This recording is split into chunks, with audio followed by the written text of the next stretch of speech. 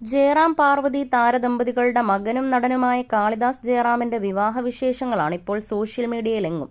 December 8-നായിരുന്നു Chennai സ്വദേശിയായ തരണി കലിംഗരായരുടെ കഴുത്തിൽ കാളിദാസ് താലി ചാർത്തിയത്. അടുത്ത ബന്ധുക്കളും സുഹൃത്തുക്കളും പങ്കെടുത്ത വിപുലമായ വിവാഹമായിരുന്നു ഗുരുവായൂരിൽ കണ്ടത്. കഴിഞ്ഞ ദിവസം ചെന്നൈയിൽ വെച്ച് താരങ്ങളുടെ സംഗീത് ഫംഗ്ഷനും നടന്നിരുന്നു. തമിഴ്നാട് മുഖ്യമന്ത്രി എം കെ സ്റ്റാലിനും കുടുംബവും പരിപാടിയിൽ പങ്കെടുക്കാനെത്തി. നടി സീമ, സംവിധായകൻ വിജയ് അടക്കമുള്ളവരും ഫംഗ്ഷനിൽ പങ്കെടുക്കാനെത്തിയിരുന്നു. ഇതിന്റെ ഫോട്ടോകളും വീഡിയോകളും സോഷ്യൽ മീഡിയയിൽ ശ്രദ്ധ നേടുകയാണ്. കുട്ടിക്കാലം മുതൽ മലയാളികൾക്കേറെ സുപരിചിതമായ മുഖമാണ് കാളിദാസിന്റേത്.